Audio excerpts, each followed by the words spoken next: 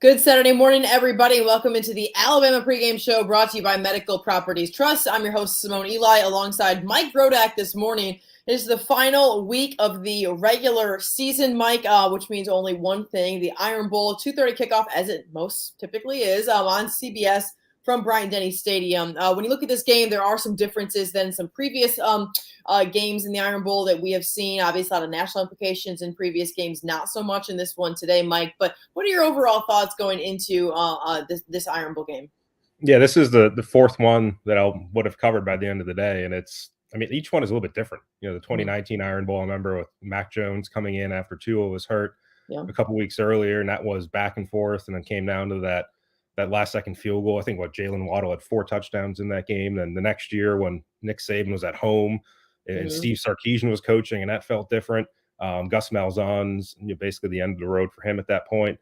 And then last year was totally different, where it was just a slog through the first 3.5 quarters, and then at the end, Alabama finally broke through, and there's all that drama in overtime. So you just walk in to the stadium for each Iron Bowl, whether it's in Auburn or Tuscaloosa, and you just don't know what's going to happen. And that's the beauty of it. That's kind of what you want, even if there's a 22.5 point spread as there is today. I don't think there'd be a single person in Alabama that would be surprised if it's a 2-point game instead of 22. So the beauty of the whole game is not knowing what to expect. And so I guess the beauty of the rivalry. The answer on what to expect is I don't know, and that's the totally best part. True. My first ever Iron Bowl was the kick six, and so nothing has really ever topped that in any game. I've covered a lot of games all throughout the country, but that pretty much welcomed me to the Iron Bowl, and I realized at that moment that this game is just a different animal, and it really doesn't matter what has happened to this point in the season on either side. Honestly, you can just take away all the storylines, take away all the expectations, like you mentioned. This is the Iron Bowl, and so much pride, so much history is on this game, the fan bases, former players. And you think about this game, particularly with Cadillac coming into Bryant-Denny. Obviously, Nick Saban said a lot of positive things about Carnell Williams this week. We'll get to all of that in a minute. But there are no national implications. So this really is a battle for bragging rights, if you will. When you look at last year's Iron Bowl, it was the 4 overtime victory. But people in this state, Mike, you know how important this game is, kind of regardless of what has happened leading up to it. Right, exactly. That's just part of the appeal.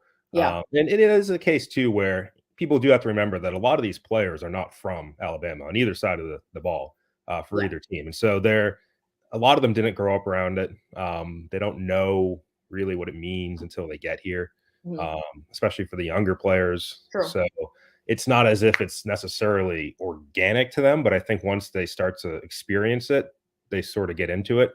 A guy like Chris Owens last year, who actually played pretty well when he came into that game along the offensive line in the second half. And I think he was, waving at Auburn fans. And he's from Dallas. He's from Arlington, Texas. And so there's a certain adoption that happens where these players sort of come into the rivalry. And there are players like Javion Cohen, who's probably the opposite end of the spectrum, who, grew up in Phoenix City, committed to Auburn, and then came to Alabama. You don't get too much more into it than that. And there are, a handful of players in Alabama that are really from here, but the majority of players aren't. So players, they'll have to learn about it as the game goes on. If they're new to it, if they've played it a couple of years, they'll figure it out. But, sometimes that can go the other way too, where players maybe don't care about it quite as much as fans do. There are players I would say probably fall into that category too. So it's just another game to them. So that's something to remember as well.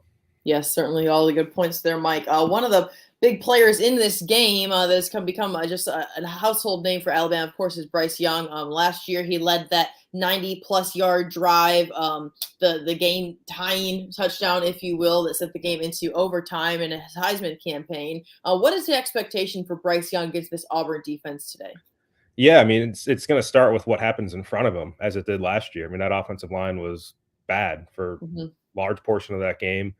Nick Saban said it at halftime last year that they couldn't block Auburn, and they couldn't. There was 5 sacks in the first half. They took out 2 starters at center and right tackle. They replaced them for the second half. It got a little bit better for the third quarter, but it really didn't change until that final drive when Alabama finally got a push. So it doesn't matter how good Bryce Young is. He can still, he's still going to get hit. He's still going to take sacks. We saw that against Austin Peay last weekend. If you have a free rusher coming off his blind side, he's going to get hit. That's just what's going to happen. So They got a block from him in the pass protection aspect, but also block in the running game. It will be interesting to see. It seems like Jahmyr Gibbs is going to be healthy enough to play for Alabama coming off that ankle he suffered two weeks ago against Ole Miss. But their running game has looked better in between the tackles the last 2 weeks when it's been Jace McClellan kind of running downhill versus Gibbs, who's more of that shifty outside guy. Sure. So if you're putting Gibbs back in the lineup, is there a detriment to your inside running game when you have him in there? And is that going to help Auburn kind of win the line of scrimmage, which is something that, going into this game, Nick Saban's talked about winning the line of scrimmage and the turnover battle as two of the main keys here. And those are obviously been problems at various points of the season for Alabama, which is still, I think, -4 or -5 for the season in turnover differential. Yeah, that's crazy. Crazy stat, not one that you typically see for these Tide programs coached by Nick Saban. If you're just tuning in, it's the Alabama pregame show brought to you by Medical Properties Trust. A 2:30 kickoff today in the Iron Bowl, as it often is, on CBS at Bryant-Denny Stadium.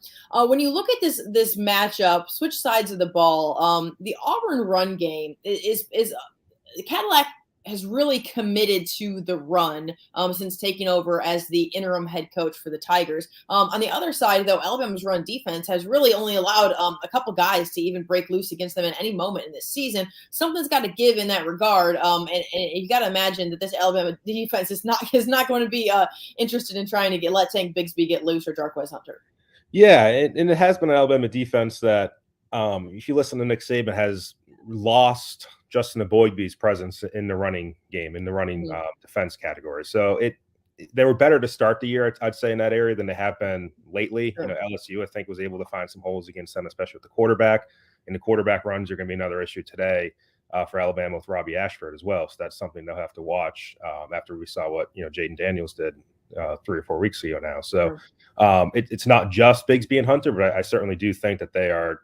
If Auburn's going to win the game, it's going to be some of those long, sustained drives where they can get 4, 5, 6 yards per carry from those guys pretty reliably, and just kind of wear down Alabama's defense. And that's going to be their formula. It's tough to do that against Alabama, as much as people want to get Pete Golding fired or whatever it is. Like, Alabama generally has been a very good defense the last couple of years. If you look in the stats, they're still second best in the SEC behind Georgia in points and in yards. So it's tough to do that against Alabama's defense. The defensive line still has DJ Dale and Byron Young. You're still talking Will Anderson, who's a good player against the run, and Toto. So, they've got some guys up front, but that's going to be the formula for Auburn. You're not going to see Auburn throwing the ball around the yard today.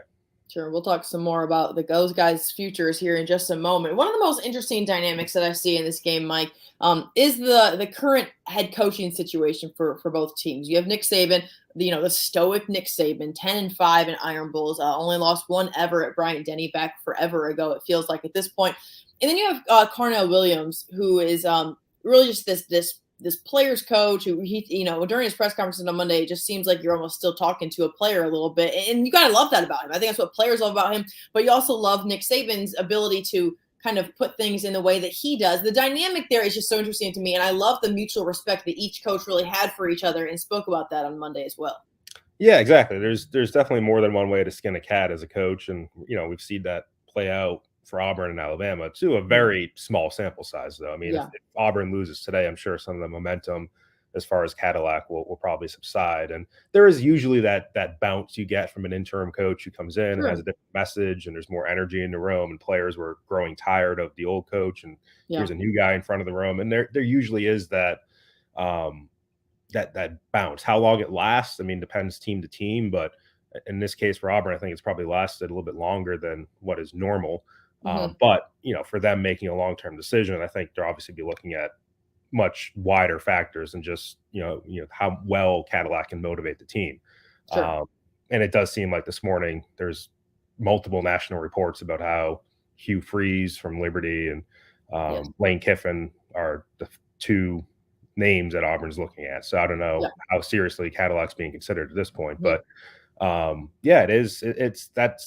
It kind of makes these games dangerous. And that's the same thing that happened even with LSU last year with Coach O, when he had nothing to lose. It's like Cadillac has nothing to lose. You can just do whatever you want. You can run these trick plays. Players are fired up for you in some cases. And those games can be dangerous in that aspect. So I would say Auburn probably has a better chance of winning this game with Cadillac than they would have if this was Brian Harsin sort of limping to the finish and they hadn't fired him yet, but everybody knew it would be coming a day later. I think that would be a worse situation for Auburn. Yeah, have to agree. Definitely, Mike, on that. When you look ahead for some of these Alabama players, think about Bryce Young, you think about Will Anderson, what their futures look like.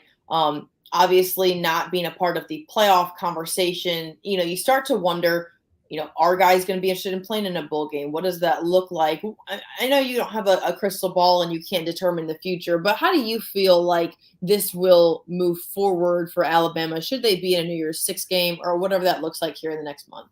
Yeah, so it's more than likely going to be the Orange Bowl.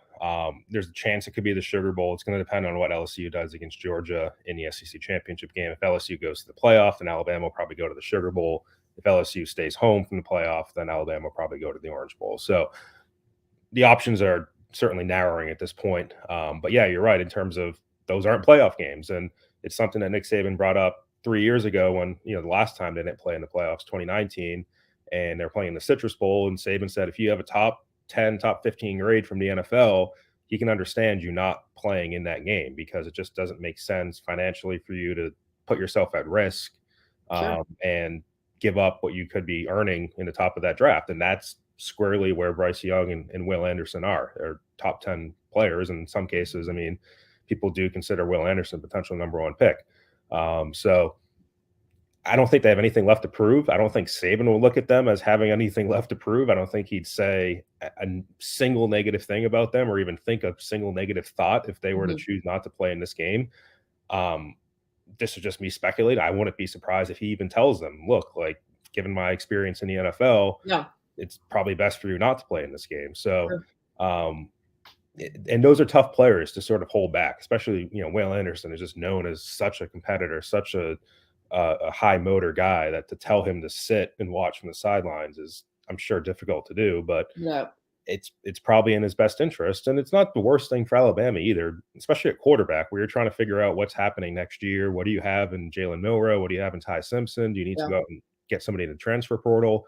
I think it'd be nice for them in their case to go out and win a Orange Bowl with Bryce Young at quarterback in his last game, but you might learn something more about your team next year and kind of help yourselves more if you're looking at a different quarterback. So that's just a reality of the system that we're playing under for another 2 years here. And then there's going to be a 12-team playoff. And if the 12-team playoff wasn't in effect for this season, they'd be playing Tennessee in a first-round playoff game in Bryant-Denny Stadium. Who would love that?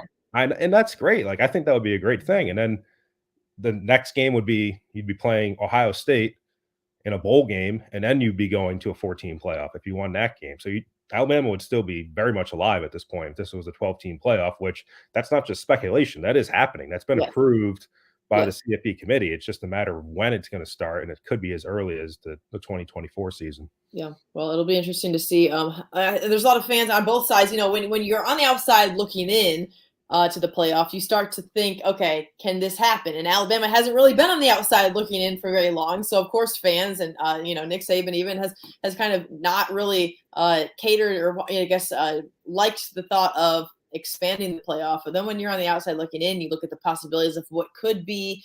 You start to kind of second guess, maybe, all right, maybe this is the right way to go. But this is the way that it's going to go here really, really soon, Mike. Exactly. Yeah, it's inevitable. I think people need to understand the TV money that's involved here is really going to trump everything else. And in terms of what more revenue they can bring in by having these extra games and keeping people alive and keeping fans interested longer into the season. Something even Saban's mentioned where he's now in favor of a 12-team playoff because instead of this point in the year talking about 5 or 6 teams, you'd be talking about 20 teams. And that would be good for interest, be good for keeping fans engaged. It would diminish the importance of regular season games, but I look at college basketball. I think in theory, you're alive the entire season. You can be as bad as anything can be bad the entire year. But if you go and win your conference tournament, then you're in March Madness. You're in a 64-team tournament. And then there's tons of upsets every year. And people are interested in that rather than you lose 2 games in September and October and November and December don't matter for your program. That's a bad thing, I think, for the game in general. So that's where it's headed. And I should mention too that Bryce and Will probably aren't the only 2 players that might be considering sitting out. There's, Sure. Jahmyr Gibbs is considered a borderline first round pick. Brian Branch, the safety, is one of the best safeties in this draft and could very well come out of his junior year. So, Nick Saban said on his radio show a couple weeks ago, he's kind of talking more about college football in general, but he's like, yeah, half your team might not want to play in a bowl game. And I don't know if he was thinking about that's his own team. Half his own team might not want to play, but I do think there's certainly going to be a few guys, and there was the last time this happened. It was Terrell Lewis and Trayvon Diggs who sat out that Citrus Bowl, and there's certainly precedent for it, even within the program. And NFL teams don't care. I've talked to a few teams about it. They don't care. Like, they're not going to dock you for not playing in that game. They understand the business decision, and it's not considered a negative against your scouting report at all. Yeah. And I think Nick Saban understands the business decision. This is the guy who's been there, done that, bought that T-shirt with some of the top talent that's ever played in college football, and then gone on to the NFL. And I feel like every single case, he takes it case by case. There's no just like lumping everybody in together. He sits down, talks to guys. I mean, he's kind of let the media and fans in on what those conversations and what that looks like and what his process looks like in helping these guys determine what their future decision should be. Right. And it's always a balance for him because, obviously he's trying to win games and, do what's best for Alabama and Sure. his own legacy and everything that comes along with that. That's his job as head coach. And then, players obviously have to look out for the team, but also for their own health and their own futures and their well-being. And, I do think there's certainly value for players, even a Gibbs or a Branch for their borderline first round picks. Maybe you play a little bit better in that game and you play your way into a little bit of higher pick. Mm-hmm. That's a possibility. But for guys like Bryce and Will, it's just everything that's on film from those guys is what's already out there. And the one knock against Bryce Young that you're going to hear for the next 5 months until the draft is his size. And playing in this game is not going to make him any bigger. Sure. It can only stand to potentially lead to an injury, and then people are going to question even more your durability. No doubt. All right, guys, we're going to wrap this one up. It's almost 10 o'clock. I know there's a big one kicking off at 11 in the Ohio State and Michigan game that we'll be checking out. Of course, now national implications on that one. Then the Iron Bowl at 2:30 on CBS. Auburn visits Bryant-Denny Stadium, where the Tide look to finish the regular season with a win and then head to a New Year's Six Bowl. Thank you so much for tuning in to the Alabama Pregame Show brought to you by Medical Properties Trust. For Mike Rodak, I'm Simone Eli. We will see you here on the postgame show.